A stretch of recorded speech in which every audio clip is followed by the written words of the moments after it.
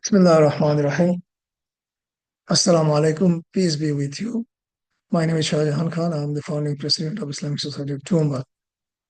Today we are all here to welcome Minister Honorable Tony Bouke, MP, Minister for Home Affairs, and also leader of the House in Australia.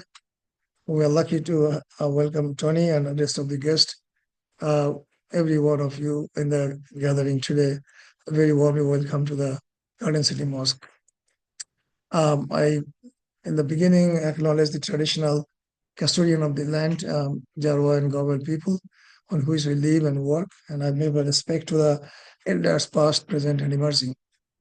When I met my friend Gerald Bitros, when he was on the street supporting the cause of Gaza, I found out that his daughter can help bring the minister in Toowoomba.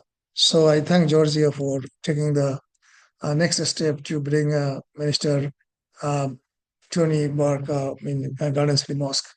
Muslim live in Toowoomba since 1891, but there were only few Muslims at that time. In 1994, we established the Islamic Society of Toowoomba when I moved to University of Southern Queensland in 1993. Um, then we established the mosque in 2014. So it took 20 years to build the mosque. Unfortunately, the mosque was burned twice in January and April in 2015. And with the help of the community, we have rebuilt this mosque again. Now, Muslims in Australia, in Toowoomba, are all professionals. Most of them are paying tax on the top level. They work in the universities, Toowoomba Regional Council, hospitals, businesses, meat industry, and so on. Now, before having the mosque, we had a Islamic center in the University of Southern Queensland, and Muslim used to use that for all sort of religious purposes. Very big thank you to the University of Southern Queensland. Toowoomba had changed quite a bit after I came in '93, due to some leadership of our previous mayor Paul Antonio and the current mayor Jim McDonald, and I thank them for accepting the diversity and making Toowoomba a city of peace, of harmony. We opened the mosque formally on 30th of March 2014, and all the dignitaries, including the parliament members and religious leaders, were in there in the gathering. Um, we always work with the neighbors. Our neighbors are always welcome to the mosque. We never had any issue with the neighbors. After the first burning of the mosque, the repair cost was paid by the church groups in Toowoomba, and that's an excellent example of interfaith cooperation. Toowoomba is a role model and example that for sure. A lot of people turn up to support that, but in the second attack on 17th of April, the mosque was burned beyond repair, so we had to make a plan to rebuild it. Interestingly, a woman with a wheelchair, she came with some timbers, nails, and a hammer to help Muslim to rebuild the mosque. That was quite emotional, and we thank this lady for inspiring us. That's part of the Toowoomba spirit. We had a planned mosque open day and food festival 2 days after the mosque was burned. 5,000 people turned up to support the community, and that was a big event. We took quite a bit of time fundraising for rebuilding the mosque. Rebuilding actually started in 2018, and it's a lot of work, a lot of money. So I thank the community, Muslim community and wider community alike for putting in funds to rebuild this beautiful mosque. Now can fit 500 people, including more than 100 women. The mosque is a place not only for worshiping but also for giving shelter to refugees and helping poor people. It is a center for multi-faith and multicultural activities. We support the victims of DV, and we educate the community on various social issues. We work together with different government agencies for helping the community. We organize annual food festival, Mosque Open Day. We had the 11th, 12th one last year, and that we're doing every year. This is a very important signature event in the calendar of Toowoomba annual events. The mosque is completed now. It's eco-friendly. We have solar power providing enough power for the mosque and contributing to the grid. We have rainwater tanks, so we minimize the town water use. We have children-friendly mosque facilities. We have beautiful landscaping, and we want to be part of the Carnival of Flower exhibits in future. So we promote unity among the people, and we thank everybody for joining us to the mosque activities from time to time. Now we use the mosque as a vaccine center. We also use the organize a job fair, and we also organize the blood donations. The governor of Queensland visited the mosque on 30th of May 2022, and all the dignitaries there were in the gathering with the governor. So we are very delighted for the Toowoomba community to be united, particularly those who are leading the community in various capacities. Now, sometimes Muslims are wrongly discriminated. As you can see here, the Quran says about the mother of Jesus, peace be upon him, O Mary, behold, God has elected thee and made thee pure and raised thee above all the women of the world. So she is above all women, including the wives of Prophet Muhammad, peace be upon him. So this is the kind of regard that Muslims have for the mother of Jesus, peace be upon him. Many faith requires people to wear head coverings, not just the Muslims, but sometimes Muslims are wrongly singled out. This is because of some section of the media and some of the people who are promoting hatred against the Muslims and Islam. One of the organizations is the United Patriot Party, and their leader once came to Toowoomba, and he had in his meeting about 2,000 people. Nobody turned up. Actually, the Toowoomba community gave him a good lesson, although he tried to harm the mosque and the Muslims. So once again, thanks to the leaders of Toowoomba. Now we have here, after the Christchurch Mosque were attacked by Australian gunmen who killed 51 Muslim worshippers, there was a big gathering the next day in the Toowoomba Mosque, and you can see a lot of people turn up, including the parliament members and religious leaders.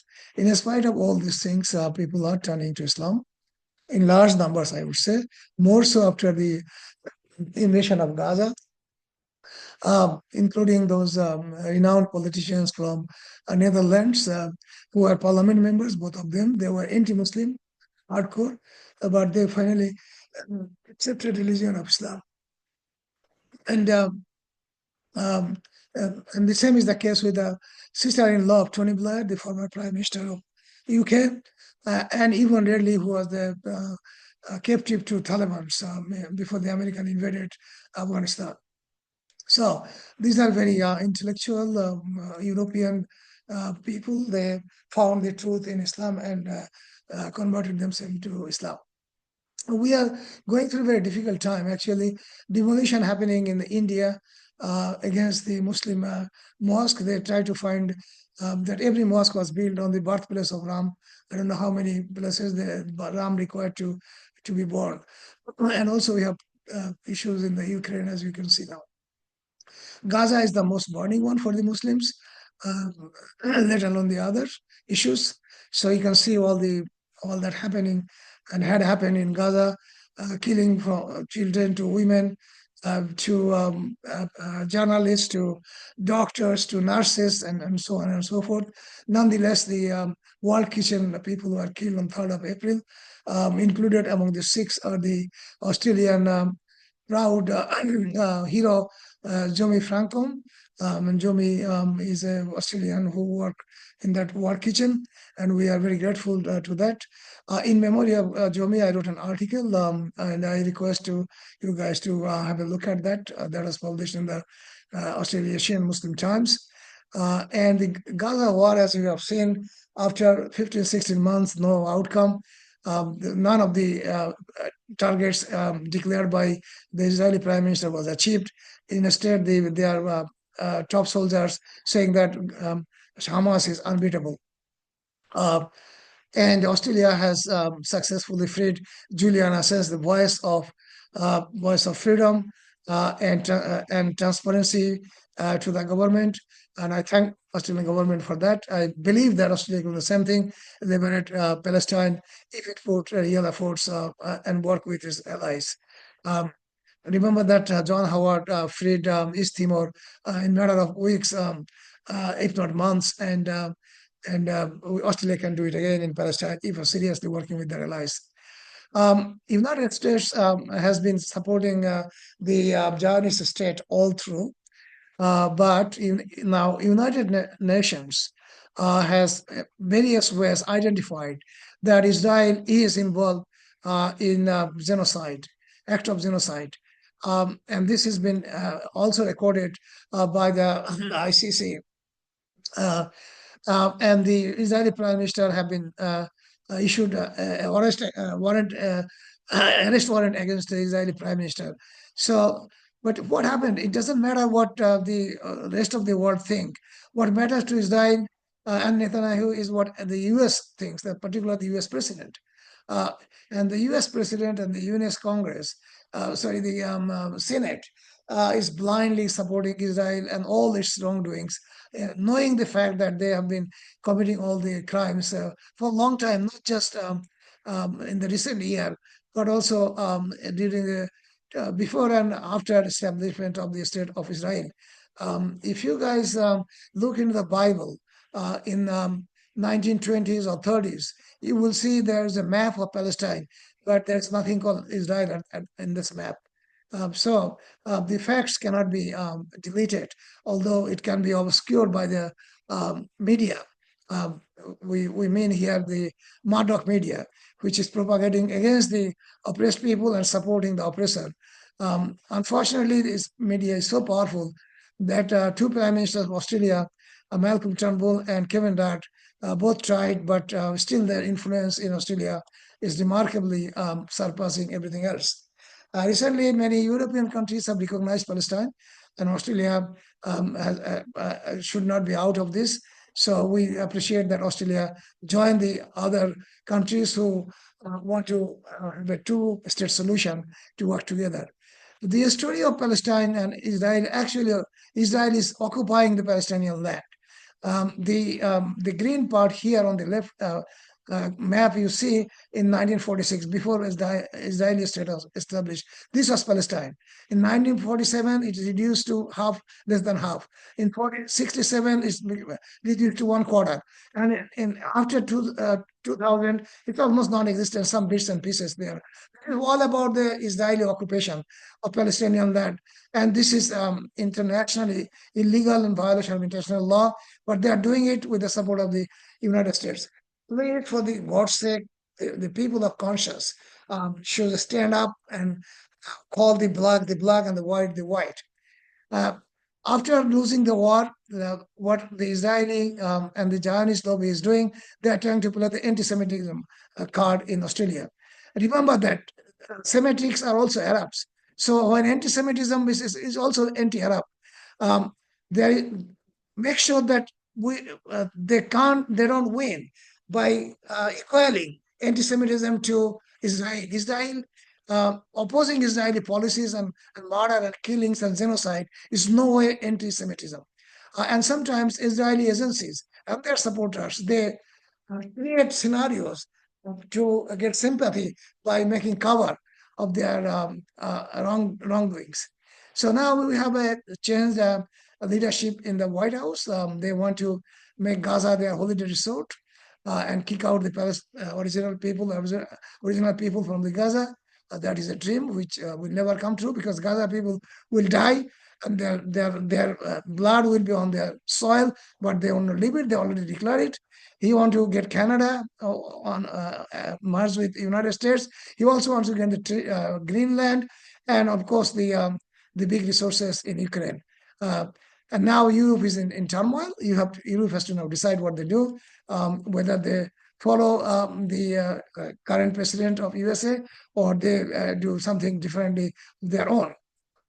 In Australia, Home Minister, please note that we need to unite our community. We need to stop all kind of far-right extremism and radicalization. We need to create intellectual and institutions that will disseminate correct information and counter fundamentalism and extremism from all sides and every side. And we need to work with different multi-faith groups and multicultural groups so they feel equal part in Australia. I'm very proud of multicultural Australia. It's a success story. It gives the equal rights to every Australian, whether they come sooner or later alongside the Aborigines. So I'm proud of the Australian multiculturalism, and I hope that Australia will continue to prosper on that area.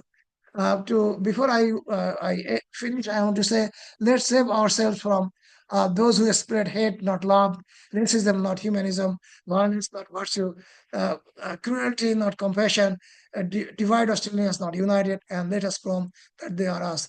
Thank you very much for your patience and listening. I hope that you enjoy the day. And once again, the community will engage with the minister and other dignitaries, and we'll have a wonderful time. And we look forward for a stronger Australia and stronger Toowoomba community. Bye for now.